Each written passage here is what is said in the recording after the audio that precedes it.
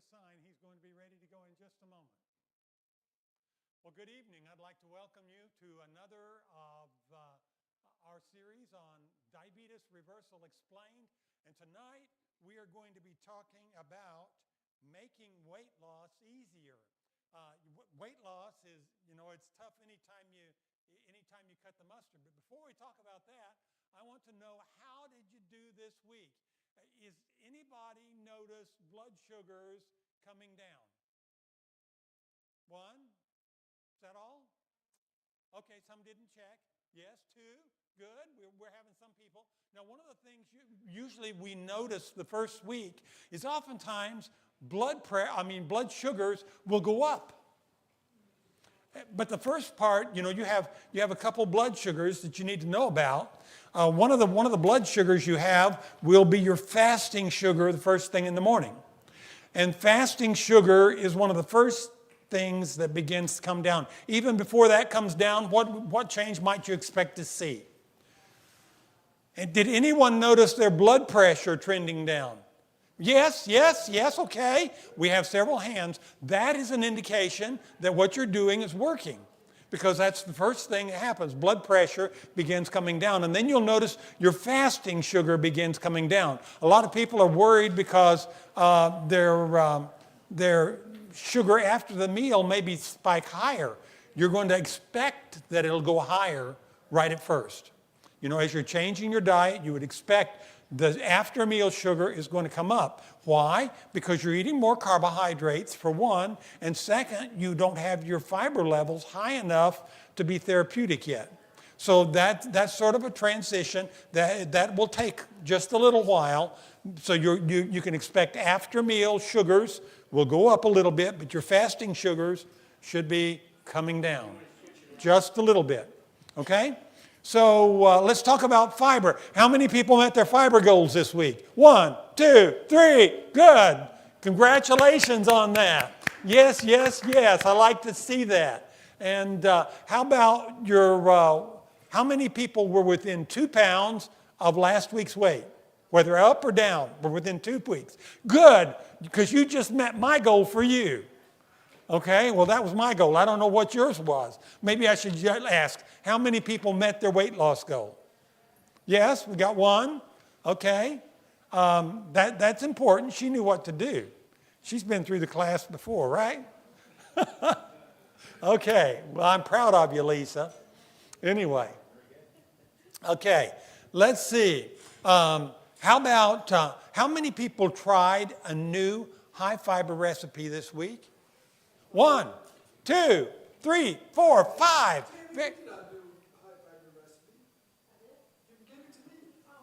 6. There we go. Congratulations, guys. Of course it does.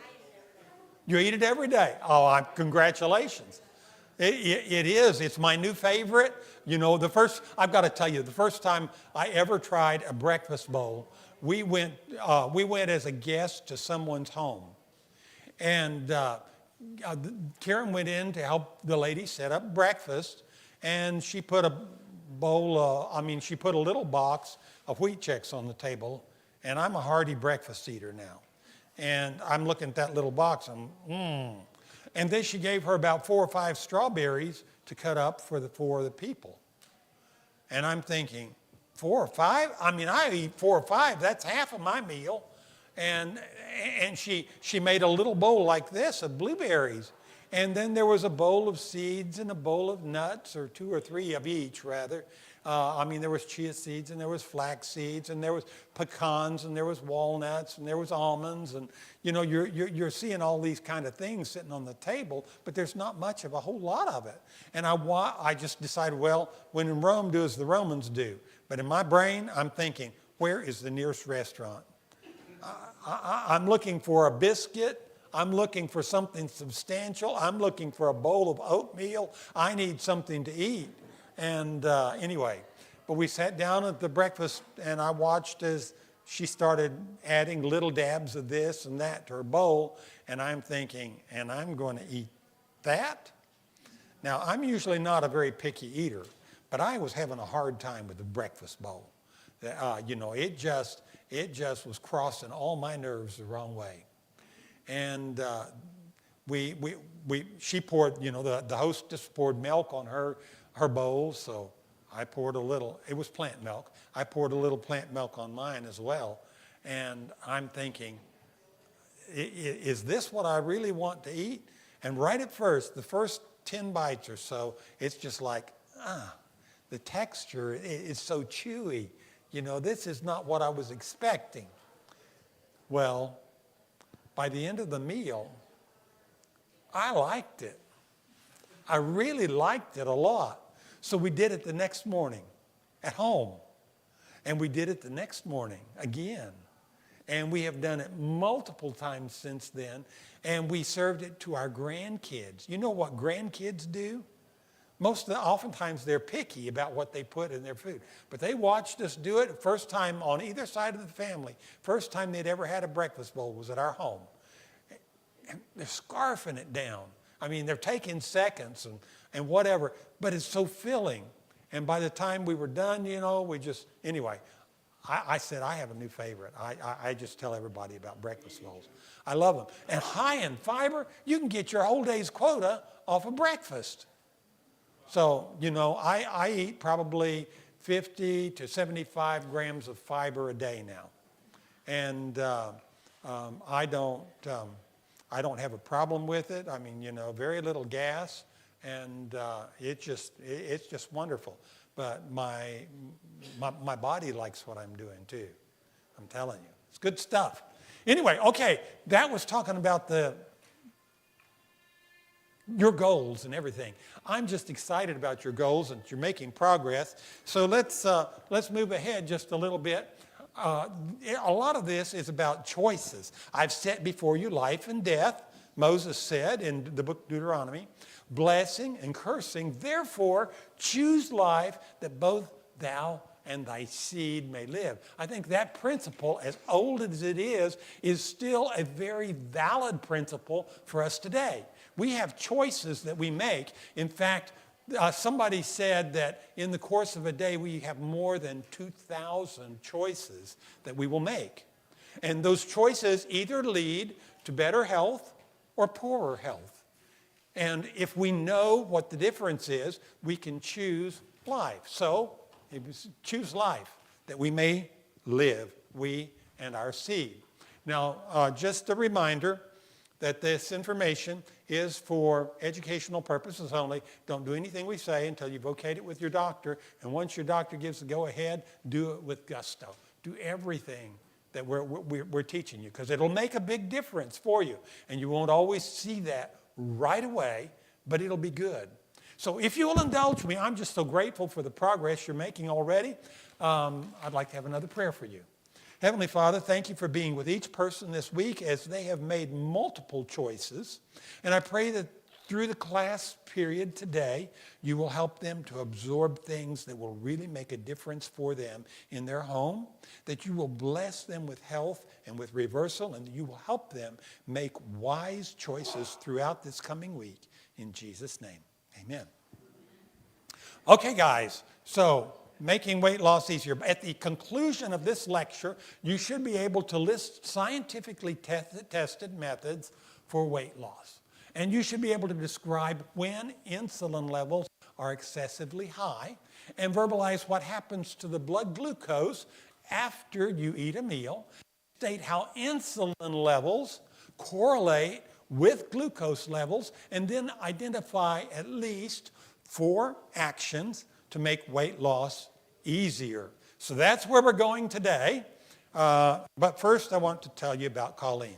Now, Colleen was a colorful individual. Every room that she walked into just sort of had a sparkle. You know the kind of individuals? It's just like they dance into the room and they're having fun and there's a smile on everybody's face. Well, Colleen came right down front and she sat right on my right-hand side and she seemed to be engaged with everything that I said, and I was so hopeful she would do very well. The minute the class was over, she made a beeline for me and she says, "This class isn't for me." And I said, "Well, what's that? What's the problem?" She said, "Well, you said we had to lose weight."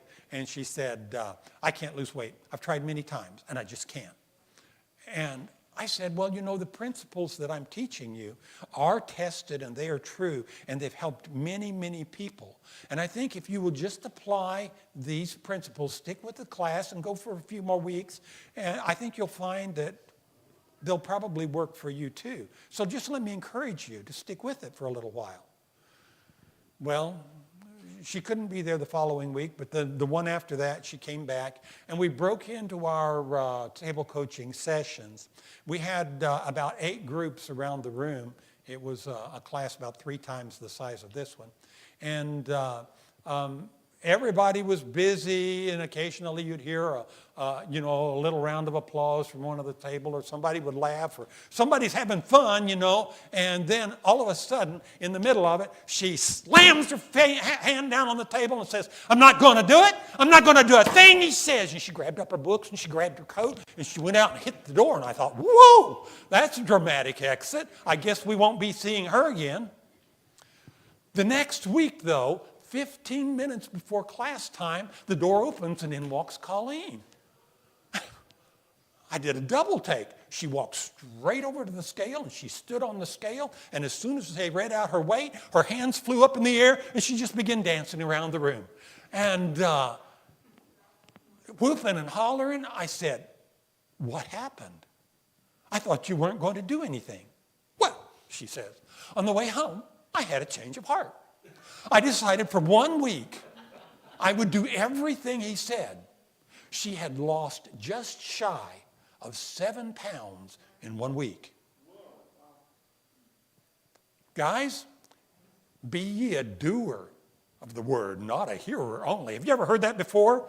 We live in the Bible Belt. You should know that, So, if you don't do anything, if you don't make any changes, you're probably not going to see the results. But if you do these things, you probably will. We have a lot of people that have seen 35, 40-pound weight loss. But we've also seen a lot of people that made 80, 100, men and women, 140. I mean, tremendous weight losses. These are life-changing events. So, we can't do anything about the past. We can only go forward. So, anyway, Colleen's story is quite the story. And let's see. Yeah, she became our biggest loser. But for that class. And she looked great when I saw her about 4 months later. She had a new wardrobe on, and she was just awesome. So anyway, she lost a total of 26 pounds in 4 months. And she did very, very well. Anyway, I want to just review briefly what we talked about last week. We crammed a lot into last week's lecture. What we learned is that everyone can be helped. Everyone can be helped by making lifestyle changes. But it does require just that. It requires changes. And so we need to know what those changes should be in order to get optimal results. And that's what I plan to share with you. There is nothing I'm going to share with you that is not backed by sound science. So anyway, what we didn't go deeply into, but is what causes diabetes. Diabetes is caused because of too much fat in the liver and in the pancreas.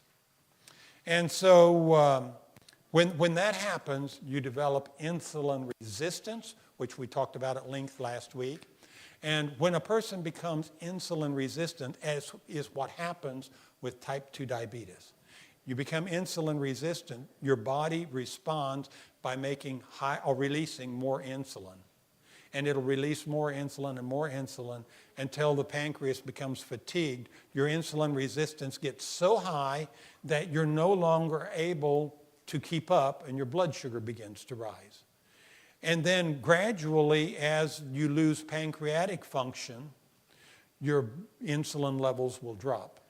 Your blood sugar goes higher still, and then your doctor puts you on insulin. So if you're already on insulins, It is because you're not producing enough insulin for the insulin resistant. So what we can do is anything we can do to decrease insulin resistance is going to help you in two ways. And we're going to go into that in just a moment.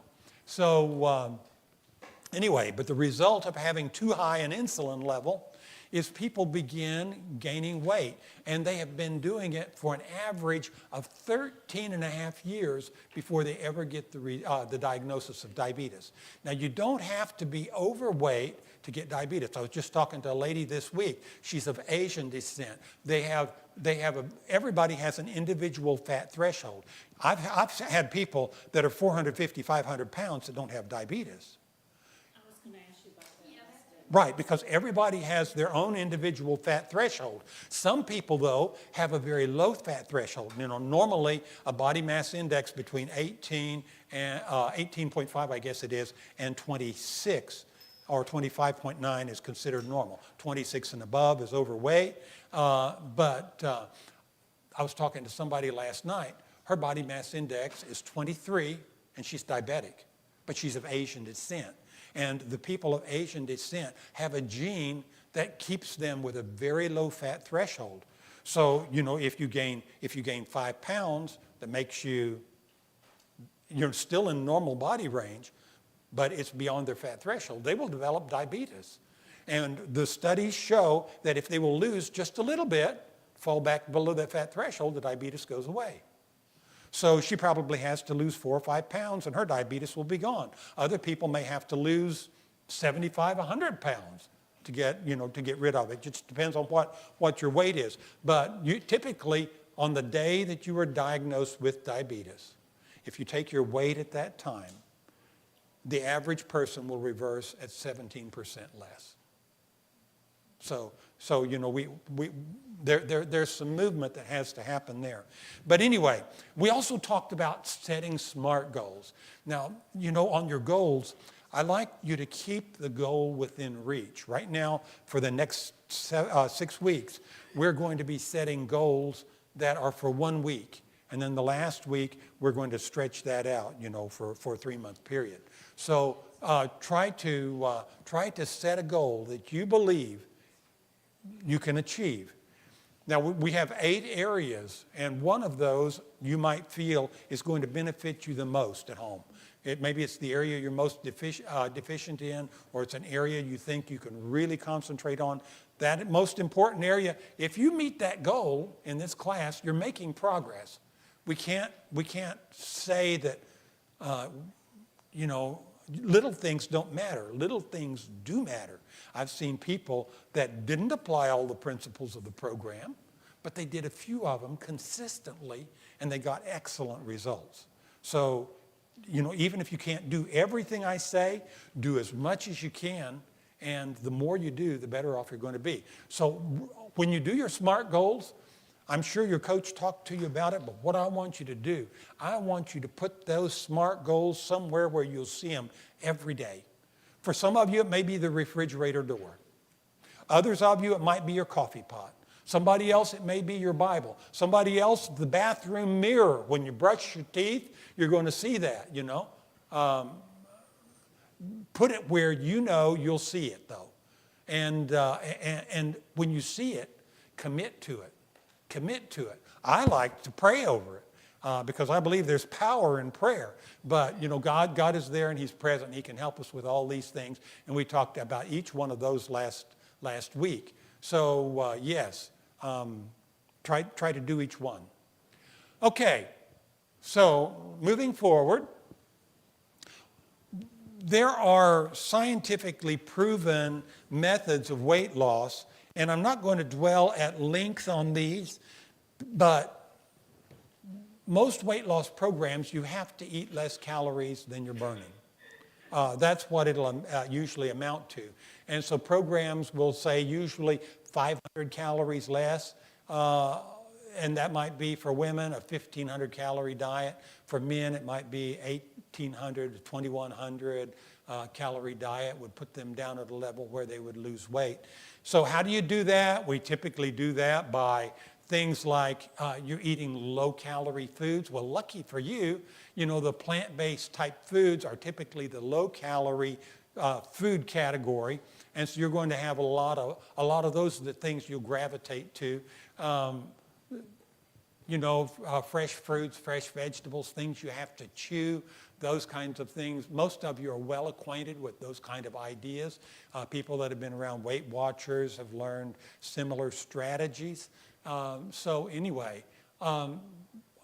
also is helpful to prioritize protein over fiber. But saying that, the first thing most people think of is meat. I would discourage the meat because the meats are high in saturated fats. Certainly, if you're going to do those, do the lean cuts, do the whole cuts. Stay away from the processed meats. We'll talk more about that when we do proteins. But anyway, there are proteins that make you healthy, and there are proteins that make your diabetes worse. There are also fats that make you healthy and fats that will make you worse. So we need to know which those are so we can make the right choice, get on the right track, and reverse this thing. Okay? So anyway, protein does help regulate your appetite, though. And that's one of the good benefits of protein-type foods. Things like beans also are associated high in fiber. And so it makes the gel in the intestine. It slows the absorption of the sugars, so the sugars don't spike. Now, this week our goal was what? How many grams of fiber? 20 to 25. 20 for women, 25 for men. This next week we're going 30 to 35. So you need to increase it now. So 30 for women, 35 for men. Get your fiber quota up. And then protein also helps preserve muscle mass. One of the advantages of fiber is you're eating bulk, but you can't digest it. It gets down to the large intestine where bacteria can break it apart. And then once bacteria break it apart, there's some absorption that you can have of the shorter chains that are broken off, but the bacteria makes it into butyrate, and it causes a rebalancing of the gut bacteria, which is very good. And it needs to happen. The standard American diet causes bad bacteria to grow, which causes insulin resistance. And so it's our standard American diet, the burgers, the fries, the fast foods, things like that, it's the refined carbohydrates, the refined sugars, and refined desserts, everything that we're eating along that line that causes those bad bacteria to grow. So you wouldn't recommend pre and probiotics? Oh, a prebiotic fiber is a prebiotic. I absolutely do recommend that.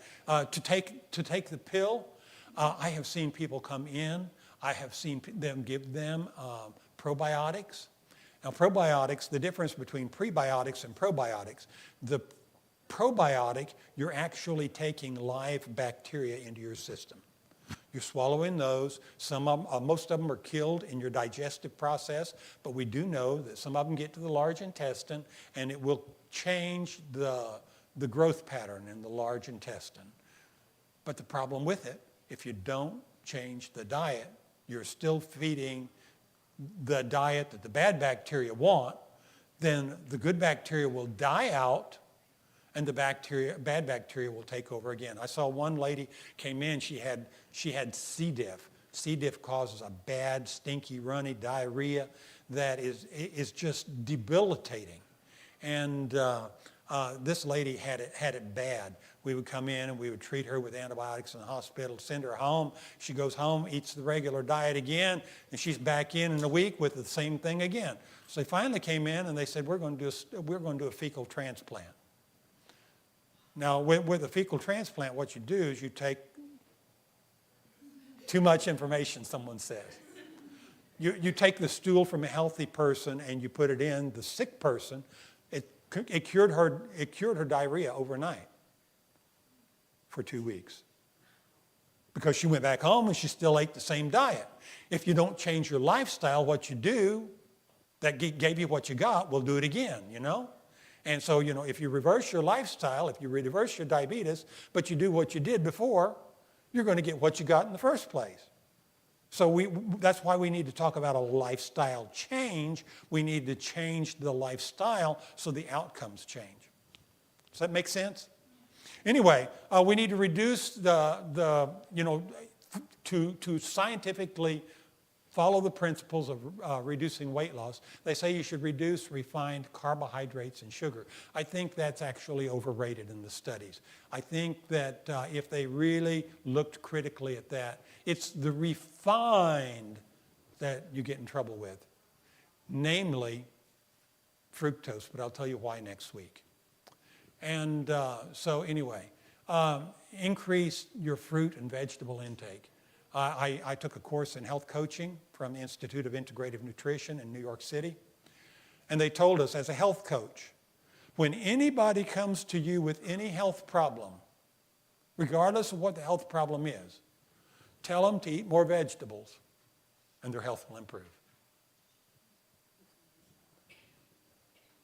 Tell them to eat more vegetables and their health will improve. So, also consider intermittent fasting. It's an excellent way to help lose weight.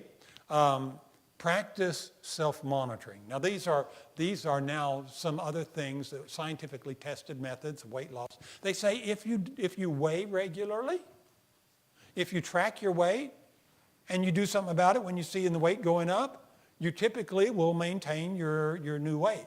So I lost initially 35 pounds. I got a little sloppy with it, and I gained 15 back. But my prediabetes has stayed gone, and I stay at what I feel like is a pretty healthy weight. I can maybe lose 5 because I try to collect my weight right here, and I'm noticing it's growing a little bit again. I thought I'd never see a flat tummy again. I was like this, and anyway. But anyway, moving on. Practice self-monitoring. So watch your blood pressure, watch your blood sugars. Try to keep those things in line. Eat mindfully is another thing. Don't allow yourself to be in a situation where you have a big bag of potato chips and, you're munching away on those absent-mindedly. And first thing you know, the bag is empty and you're licking your fingers, trying to get the last few crumbs out of there. Take a few out and put it in a bowl. Think, I can eat this many. That's called mindful eating. You predetermine what you're going to eat, and then you try to stick with it. But another thing you've got to do is pay attention to stress. Some people are stress eaters. Know anybody like that? When you get in a stressful situation, you want to eat. And it's need to have a way to manage the stress. We're going to talk more about that as we get further on down in the program. But you also need to get enough sleep, and we'll also hit that one later on. But it's interesting that if you don't get enough sleep, those wakeful nights, people tend to eat. And what are they eating?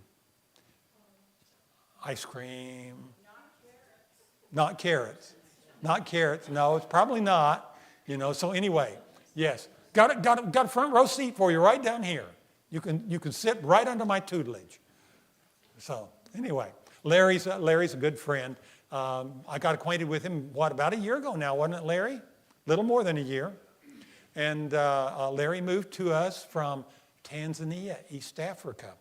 It's been home for him for years. So he's a very interesting individual. I've enjoyed learning, getting acquainted.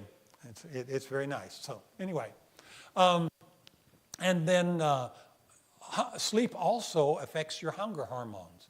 So lacking sleep causes an imbalance there. And when your hormones are out of balance, guys, you're going to do what your hormones say. I don't care who you are. Physical activity, it's important to be consistent.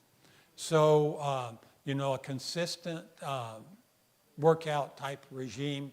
How many people walked for 20 minutes after your meals this week? 1, 2, 3, 4, 5, 6, 7. Oh, give yourself a hand. That is wonderful. Yeah, the people that walk after the meals are the first ones who I know are going to reverse. It happens every time. So those of you that done it, there's someone here, and I don't think she was in here when you were doing, did you reach your weight loss goal or whatever? She lost more than 5 pounds this week. woo, You did? Give her a hand.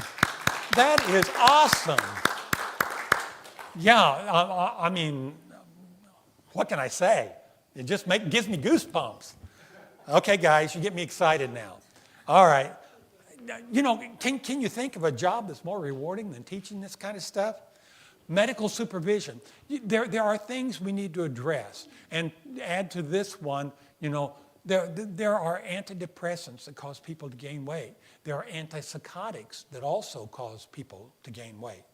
And so you need to talk to your doctor if you're taking them for one of those reasons. Beta blockers. Some people take them for their heart, you know, to increase the heart's ability to pump. Other people take them because of blood pressure, because they help control blood pressure. But if you're on one of these medications, it may be that the one you're on has weight gain as a side effect. Did you know one of the side effects of taking insulin is weight gain? One of the side effects of taking metformin is weight gain. Do you know that one of the side effects of eating emulsifiers, you know what emulsifier is? It's something they put in your food to make the fat mix with the water. Baked goods, full of them.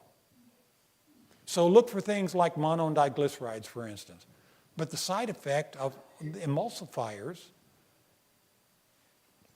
is weight gain and increased insulin resistance. So, you know, it's even the food additives that they're adding are giving, you know, contributing to our diabetes epidemic. So anyway, yes, ma'am. Can your body be under stress even though you think you're not under stress and you have nothing going on? It could be, yeah. But if you don't perceive that you're under stress, likely it's not badly out of control. We all have a certain amount of stresses in the course of a day. You know, some of the decisions we make, whatever else, that will cause us to feel stressed. But yes, there's something that we're going to spend the whole night talking about, and it's called oxidative stress. And it's the number one thing that contributes to organ failure in people with diabetes. And you'll have this low level of stress that's going on in your body, and it contributes to increased insulin resistance big time. And it's the primary thing that's responsible for stroke, for heart attack, for kidney failure, for eye damage, and just a whole host of those diabetes-related problems. So you don't know it, you don't perceive it, but it's there, and we're going to talk about what to do about it. And that's, I think, next to the last lecture. But anyway, yeah, good question. So now I want to move forward and talk about interventions to make weight loss easier. And it's going to sound like I'm diverting a little bit because what I want to talk about here is insulin. Now we talked about it. We learned that it is the key that opens up the cell membrane so glucose from the blood can get into the cell, and inside the cell it's burned for energy. That was last week's lecture. You remember that. Okay? And so it is key to regulating your blood sugar, your blood glucose. But it also causes an increase of proteins. It causes the cells of your body to take in more proteins. It stimulates cell growth. It is one of 4 hormones that increase hunger. And it stimulates fat making, and it prevents stored fat from being used for energy. So if your insulin level's too high, you can't burn what you've stored. Make any sense? It's just the way it works anyway. So what drives insulin levels up? Well, the thing that gives us the longest rise in insulin levels is eating protein. Now, typically we think of carbohydrates. Carbohydrates gives you the highest rise, but the longest rise is protein. And then the highest rise is eating carbohydrates. But there's one food in the world, only one food that we know of, that contains a special kind of starch that's called amylopectin A. And the reason I pick it out is we're talking about insulin. And amylopectin A is a very, very branched starch molecule. You know, you look at some starches, and you might liken them to a saguaro cactus. It stands here with its arms up, you know. When you eat it, an enzyme comes along and attaches itself at the end of each branch and begins breaking off glucose molecules. But because it doesn't have many branches, it's not really going to spike your blood sugar. Unlike that kind of starch, there's amylopectin A. And amylopectin A is like an oak tree. There's all kinds of main branches, and then there's thousands of little tiny limbs out there. And an enzyme can come along at the end of each one of these limbs and begin breaking off sugar molecules. We're going to talk more about this next week. It'll break off all these sugar molecules, and what happens in response is it boosts your blood sugar. Think of baked potato. You know how to bake potato? Think white bread. No, it's white bread especially would be implicated here. But that causes your blood sugar to spike. And so amylopectin A, it's only in one food, and that one food is wheat. It doesn't matter whether you're eating your wheat as a whole grain berry, or if you're eating a whole grain bread, or if you're eating white bread, or if you're eating pasta. Any one of those, you're getting amylopectin A. And amylopectin A is going to cause a big insulin spike. And so while you're trying to lose weight, it'd be a good idea try to leave wheat off, because wheat is going to try to keep you from losing that weight. It's going to work against you hormonally, okay? So you won't be able to do it. So we want to be aware of that. I'm going to talk more about that. What I want you to remember right now, this is sort of a take-home message. Insulin is a food storage hormone. So it drives hunger, but it also makes your cells grow. And so the question that we have, you know, you look at a teenager. Have you watched a teenager eat? You know how they can stack away 3 times as much as you do and they don't gain an ounce? The question we have to ask is why? Why do they not gain and you do? You know, flip it around the other way. You know, just think about it. Are you eating? Are you gaining weight because you're eating too much? Or are you gaining weight because you're growing? And I think people are gaining weight because they're growing. I have people, you know, I've gone in to assess hundreds of patients, and middle-aged to elderly women especially will tell me, I don't really eat much, but it seems everything I eat goes to fat. Do I believe them? It is true, and it is true hormonally, because they're growing. It's going to take the food that you are eating, and it's going to store it as fat. Is that making any sense? You don't have to eat very much. Pardon me? This is part of the problem. Insulin is a hormone. Yes, and so people become insulin resistant, and you get that insulin resistance. You have a higher level. You know, for 13 and a half years, before you got the diagnosis of diabetes, your insulin level had been rising. And when it gets where it's high in your bloodstream, your insulin level is higher, then the way the insulin reacts is different. Okay, let's look at what happens to a healthy individual when they eat a meal. So on the one side here we have insulin level, and then we'll have time on the other axis. And somewhere in the middle is normal metabolism. But what happens when your insulin level is either high or low?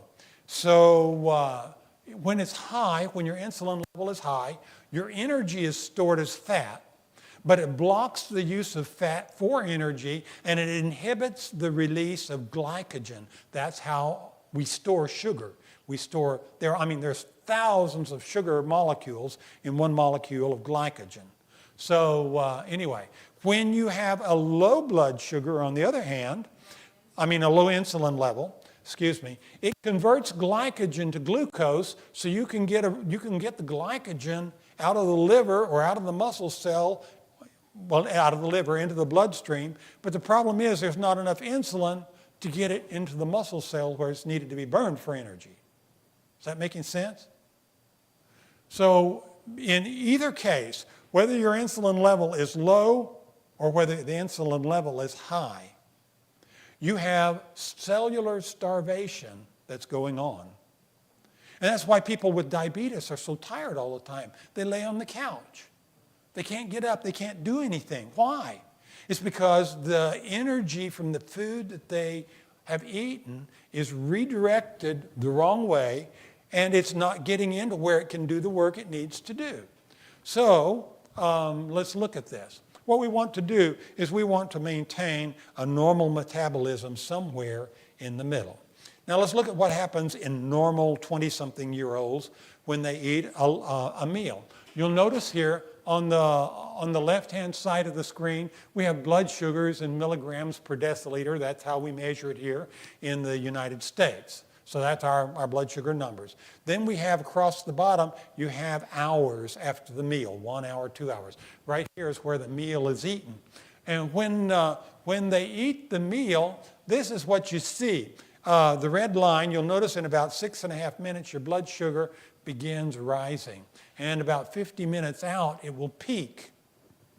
And then it decreases. And there is a window of opportunity that we need to know about. Let's go to the next. Come on now.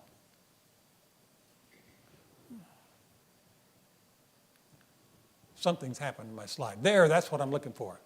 This is what happens when, in the course of 24 hours, from 7 a.m. to 7 a.m. The day later. You'll notice they eat breakfast, lunch, and dinner. If you look at the solid red line indicates what happens to normal blood sugar. So it peaks, and then it'll sort of rebound a little bit, peaks again, and peaks a third time, and then gradually overnight, the blood sugar level goes back to baseline. That's why we check a fasting glucose in the morning, because this is the lowest blood sugar of the 24 hours, typically. Now, look at the solid blue line.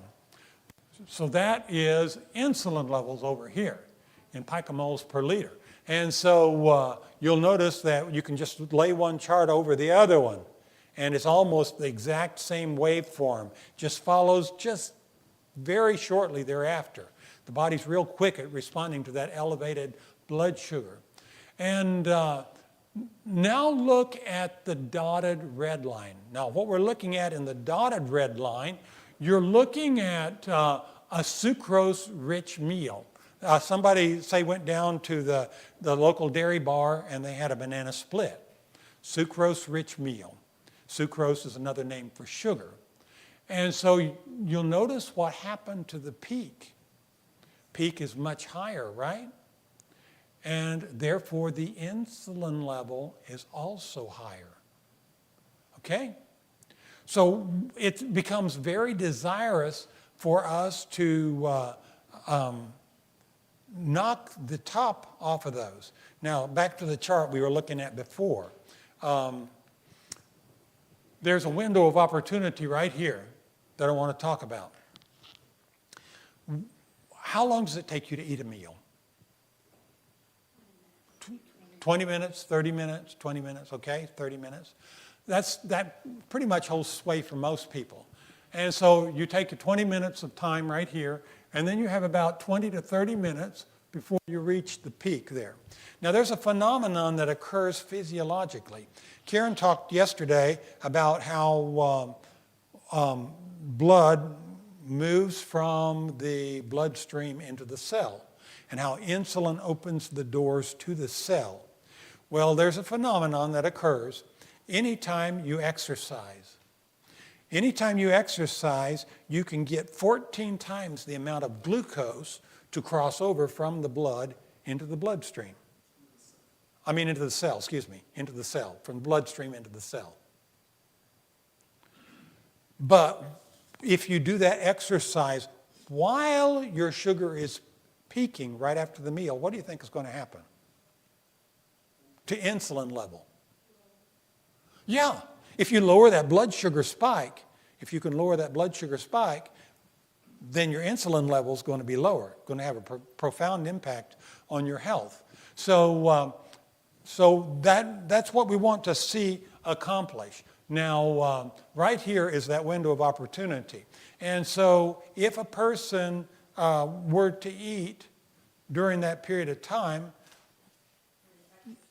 if they were to exercise, if they were to exercise during that period of time, you would effectively cut the tops off of all of these peaks right here.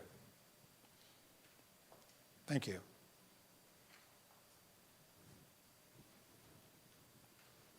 So we had a gentleman that came to our very first seminar. He was a retired military man, and he tested everything that Steve said.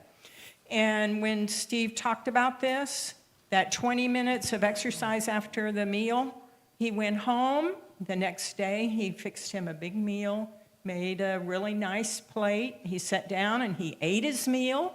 And after the meal, he went over, turned on his television. He set the timer for 20 minutes, and he got in his recliner.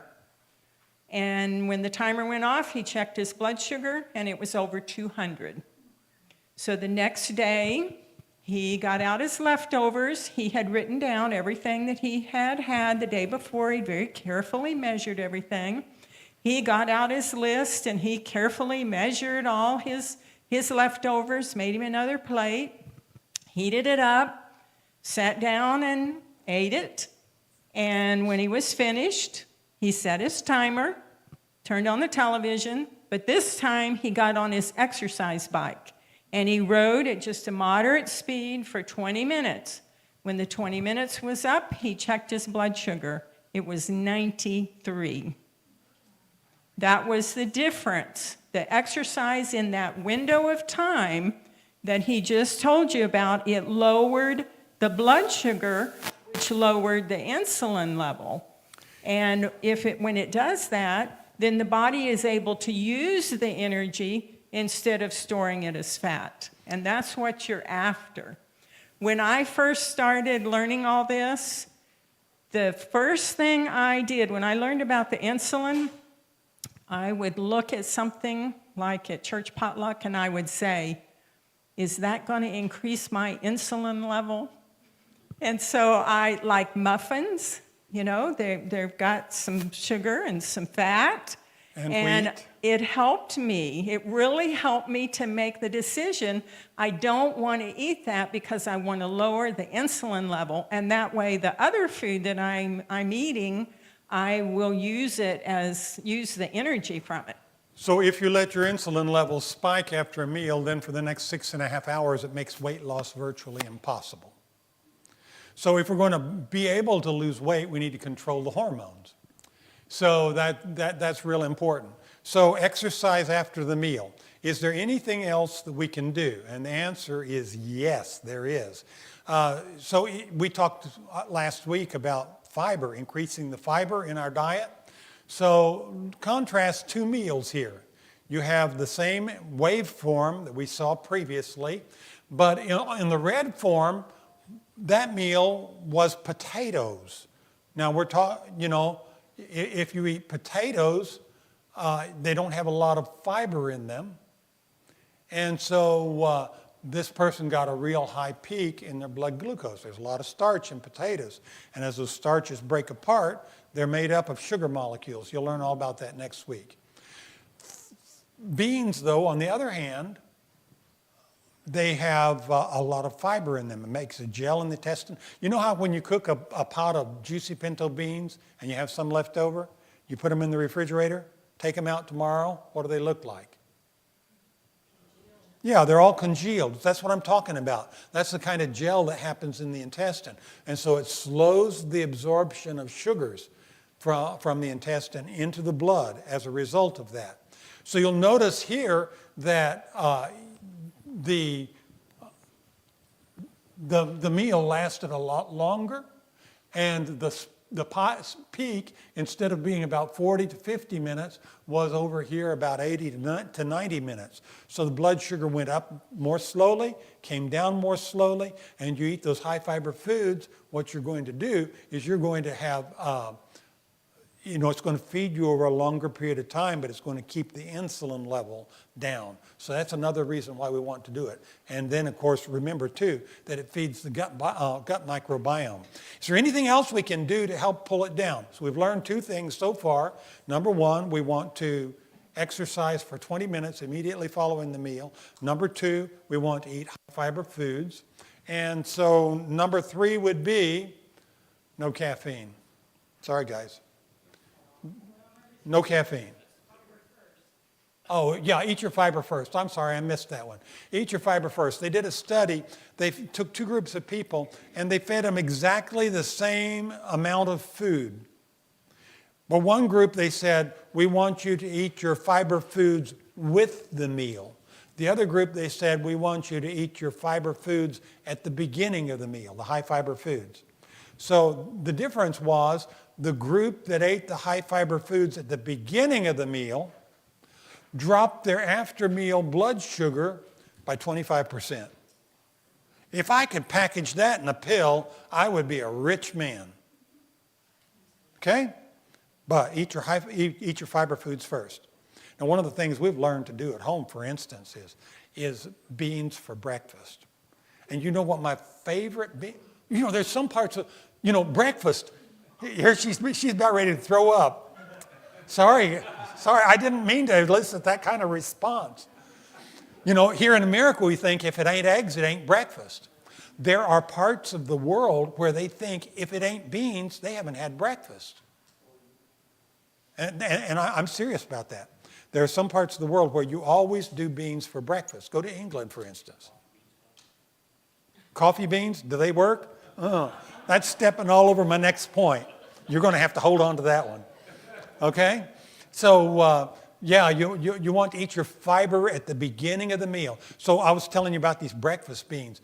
Garbanzos. How many of you know what garbanzos are? Karen will open up garbanzos. Now, she cans them, home cans them, but it's equal to two cans, 15-ounce cans. 1 quart is equal to two 15-ounce cans. So you can do the same thing at home. Put them in a pan, and then half a teaspoon of curry powder. Mix them together and simmer it until the juice is starting to thicken. It's almost cooked out. Talk about so yummy. And it sits, I'm the kind of person, I can't eat greens for breakfast. I'm sorry. They just don't go down. But beans, I can do these breakfast beans great. Especially the garbanzos. So anyway, that's my favorite. Some people like, other kinds of beans, and that's great. Whatever floats your boat. Eat what you like, but, eat your fiber foods first. That was my point. Okay, now let's talk about, avoiding the wheat and wheat products. Yes, that's one too. And we talked about the reasons why. But the last one is no caffeine. They've done studies about this. They've looked at caffeinated, decaf, and caffeine-free. And what they've discovered is there's just like a linear progression in blood sugar response after the meal. If you do 2 cups of coffee and eat the same meal, 2 cups of coffee will cause a 21% increase in glucose release after the meal. But it causes a 48% increase in the insulin response after the meal. So that's a huge difference. So I had one man that came to our program, and he'd been taking 200 units of high dose insulin every day. 200 units of insulin a day.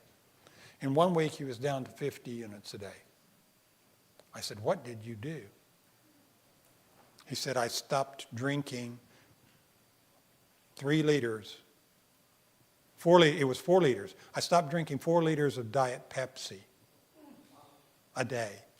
Went cold turkey. People said, how can you stand it? He said, I did it for the health benefits. I just did it. And man, it was dramatic. I was really very impressed. But yeah, it can have a big effect on your glucose. So I recommend people go caffeine free.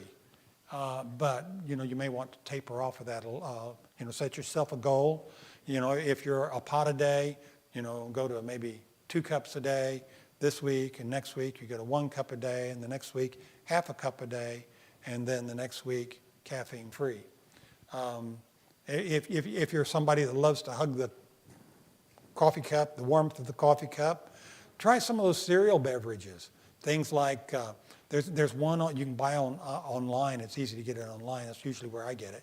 It's called Dandy Blend. Dandy Blend, it almost tastes like a coffee. It gives you that warm feeling, something good in the morning. It's not coffee, but it almost reminds me of. Another one's Payro. Sometimes you can get Roma at a larger Walmart or grocery store, some of the bigger grocery stores like Publix or Kroger or whatever oftentimes will have some of those cereal beverages, and they usually are in the coffee section. So anyway, look for them. But Dandy Blend is probably number one. Now you have something new. Yep, the science is pretty strong. 48% increase in insulin release after a meal from 2 cups of coffee. So that will have a big impact on your ability to lose weight, because if you can get that insulin level down, that's what we're looking at, getting your insulin level down, then it makes weight loss much easier. So, and everybody, whether you're taking insulin or not, you have an insulin level. And if you're insulin resistant, that level is high, or it has been high. So anyway, we need to get it down. And then as you get that down, even if you're not producing enough insulin, you get it down, and it's going to have a big benefit for you. It's going to cause your body to start waking up. Your cells in the pancreas don't immediately die. They retire. They like go on the front porch and they sit in the rocking chair and do nothing. And they'll do nothing for about 10 years usually before they die. And you can't wake them up with medicines, but you can wake them up with lifestyle. And if your blood sugar drops from lifestyle, they will wake up and they'll go back to work. They'll say, whoop, I've been laying down on the job too long. We got to get back and do something. And they start waking up. And, we used to say, once the beta cells are dead, they're dead, and you can't regenerate them. We now know that you can regenerate beta cells. They can come back, and there's things you can do to make that happen. So we're going to learn about some of those as we continue to go on. Now, we need to eat more fiber. It's a key to unlocking the mystery of how to reverse diabetes. The lack of fiber causes a lack of bacterial diversity. This is sort of a summary of what we've been talking about all along. So the good bacteria, the good bacteria are going to feed off of the fiber that we eat. And the good bacteria are going to decrease your insulin resistance. So that's why we want to increase the fiber now to how much this next week? 30 to 35, that's right. And so that means if you're doing 3 meals a day, you have to have what? 10 to 12 grams of fiber per meal. 10 to 12 grams of fiber per meal. So anyway, so these bacteria, they're sort of brainless things. They're one-celled little organisms, but there's an elaborate system of communication between those bacteria that live in our gut and our brains. And what they will do when the bacteria gets hungry, it gives off a chemical that travels via your bloodstream to your brain. And when it gets to the brain interprets that as a food craving. I am just dying for a bowl of ice cream. I've just got to have a Big Mac. You get these food cravings, and the food cravings are driven by the bacteria in your gut. And so what you're going to expect right at first is you're going to have a lot of cravings. Now, you know, it certainly raises the question, who's in charge?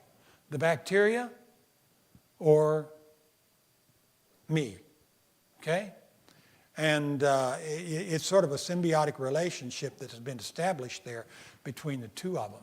But what we know is that bacteria are very picky eaters. They only eat what they want to eat, and if they don't get it, they will languish and die. And think about it. For most people, it's a daily occurrence. If, you know, about 2/3 of your stool is made up of bacteria. So that if they don't get what they want to eat, they're out of here. And then you got to start over with a new growth. And so if you feed the bacteria the good food, if you make a decision to suppress the craving for the ice cream or the Big Mac, and instead you go for the bowl of veggies or the fruits or the nuts and seeds or the breakfast bowl that you were eating, what you're doing is you're feeding them the healthy fiber. Remember last week I said in the course of a week you should have at least 30 different varieties of plant foods for optimal intestinal health. It appears that what we need is we need a variety of different kinds of fibers for optimal health. So anyway, you feed them the good food, and within a matter of just a couple weeks, you will stop having those food cravings for the Big Macs. And, or the whatever it is, you know, the ice cream or whatever. And you'll set up a new kind of craving. I sure would like you know, the whole food, plant-based type foods are not things that you'll crave as intensely as you will the other things. But the good bacteria actually decrease the insulin resistance. And we'll talk a little bit more about how that happens, I think next week.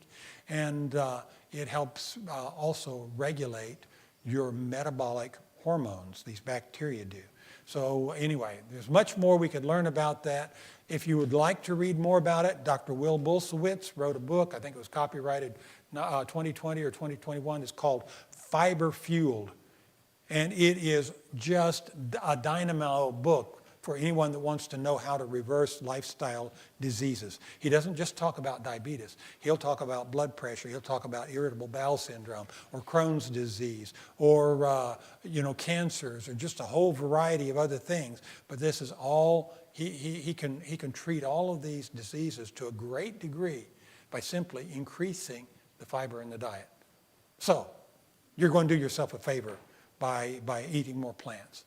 So Dr. Will Bulsiewicz. The last name is Bulsiewicz.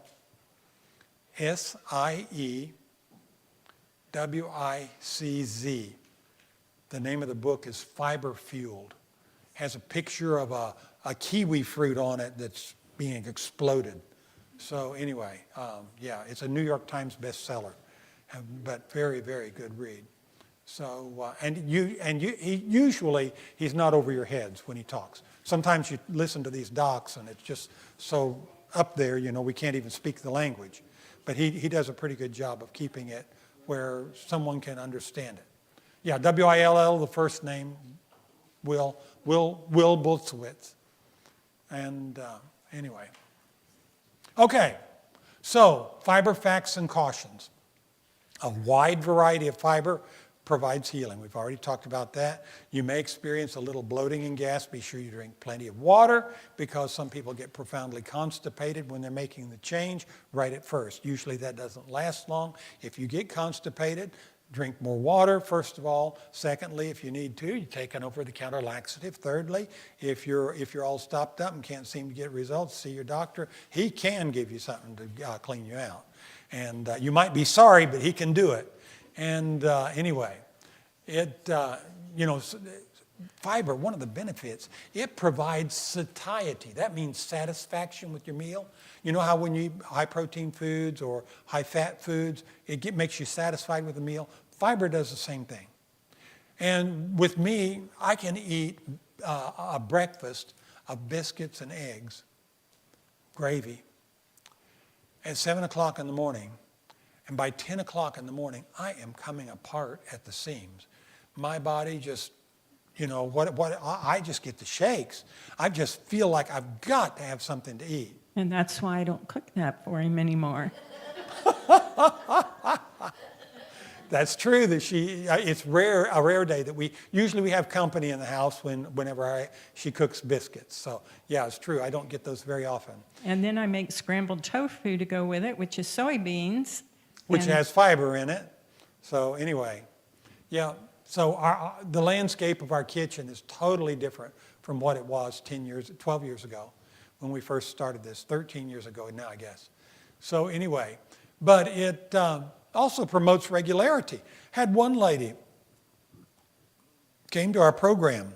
Her mom was in ICU dying from diabetes. She had diabetes as well. She didn't want to go down the same road that her mother was, and multiple amputations and things like that. And so she wanted to learn this, but she was just too stressed at the time to do it. However, I received a letter from her 6 months later. She said, about 6 weeks ago, I decided the stress in my life had subdued enough I could try your program. She said, I did, and I've lost 18 pounds. And she said, the amazing thing about it was, I was only having a bowel movement once every 2 to 3 weeks. And it was an ordeal when it happened. She says, now I'm going every other day. And she says, for me, it's never happened that way. And she said, it is just wonderful. I feel so much better. Now, talking about bowels is not the thing we like to do in public.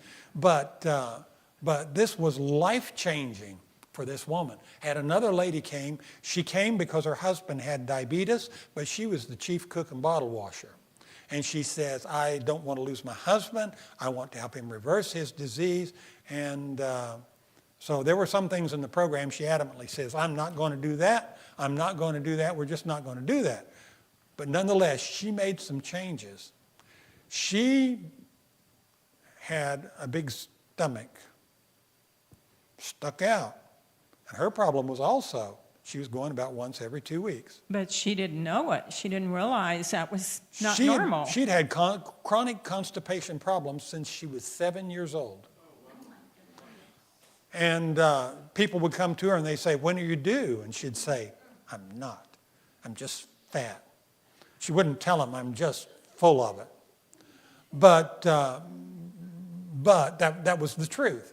And when she got on this high fiber diet, she started going regularly, and it was life-changing. She had to buy a new wardrobe because all that went away. So, it is fun to see people transform their lives. I don't give away personal stuff unless they tell me I can, but it's just really nice to be able to see someone lose a tremendous amount of weight or have a chronic problem that reverses. And before the end of this class, I imagine there will be people in here that will say, well, I'm so much better on this or that, or my food cravings have gone down, or whatever it may be. We're going to see some of that here as well. So, in your book, you have a food choice list called fibergrams. Food choice list, fibergrams. And you'll notice the foods are broken down into categories. Right at the top are green leafy vegetables. You get all the way down to the bottom. I think we have diet sodas at the bottom, processed meats. What page is that? 7. Page 7. I'm going to give everybody another handout on fiber. Okay. Okay. So these sources will help you know how many grams of food or fiber are in foods, so you can get your fiber levels up to your 30 or 35 grams this week. So you're going to have to work a little harder at it this week than we did last week. The serving is on the right side. So like the green leafy vegetables, a half cup cooked or a cup raw. That is what a serving is. And then the number that's right beside it, like kale, is a 1. So there's 1 gram of fiber in a half cup cooked. And if we move on down, let's look at your beans, bean sprouts, edamame, pinto beans. There's 6 grams of fiber in a half cup cooked, your pinto beans. So that just gives you an idea how to use that list. That will just help you as you're getting trying some new foods that maybe you haven't had before, and you're looking for good fiber sources. So the recipe that you had tonight, that had rice. It was probably brown rice, right? No, it was wild rice, but they had quinoa, and that's high fiber, and they had the lentils. Those are both high fiber. Yes. Third item was a wild rice, and I think it looked like it was mixed, but it had some white in it. Okay. All right. So that was that. How was it tonight? Did you enjoy the food sample? Yes, something different that's easy to make. So, okay. All right, and our next slide says exercise. Jeff's not here tonight. Does that mean you're doing it, Mike? Oh, would you? Aw. Thank you. Mike leads a good exercise. I'm just gonna do it, Jeff. We'll make it easier. Make sure you've been cleared to exercise. Don't stress yourself. Judy's been told to sit tonight. She's working from her chair. You can move your legs in the chair. And what did we learn tonight? If you exercise right after your meal, what advantage do you get? 14 times the benefit, right? So you definitely want to move after your meals. All right. So we're just gonna, we don't have much room on this table, huh? We're just gonna warm up, just side to side like we did the other day. If you want to move your arms, get your arms going too, get those shoulders loosened up. I don't know about you, but as I've gotten older, my shoulders don't move like they used to. And you do it backwards, kind of move it back, the other way. Tell us when you're ready. It's fine. They've warmed up.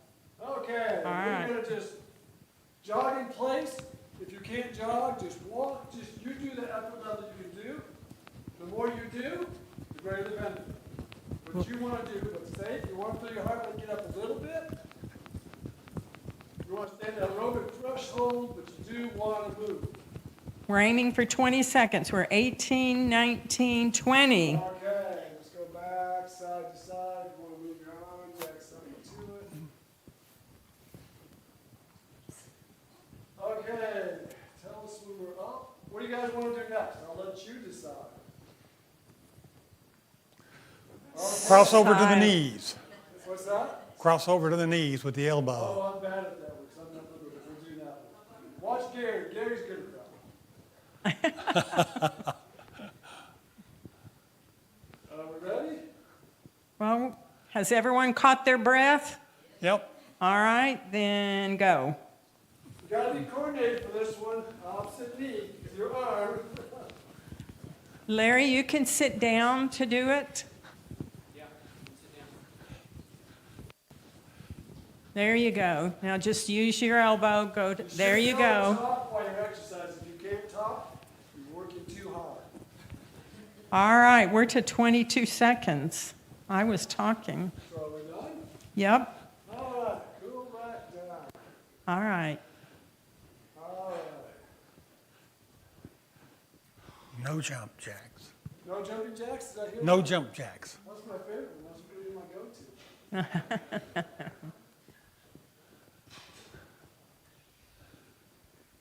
Is everyone breathing heavy? Anyone feeling it? Okay, we're gonna do squats. All right, If you get cannot ready. do squats, grab the chair in front of you and just kind of ease yourself up and down. You ready? Set. Go. These are getting your big muscles. These are the ones that are going to burn calories. Your glutes, your hamstrings, your quads, your calves, your abdominals. You're getting bang for your buck. 18, 19, 20. Alrighty. Can you feel the burn in your thighs and your quads? Good. Good. Exercise will make the difference in losing weight. It'll be the stimulus to lose weight. And just add to that calorie burn. Right? Calories out have to be greater than calories in. What else are we going to do? I'm running out of things here, guys. Have you ever done the mountain climbing? No, Oh, show yeah. me what it is. Steve can show. Look, we're reaching for the sky. Okay, tell us when to start. Now. Ready, go. Okay.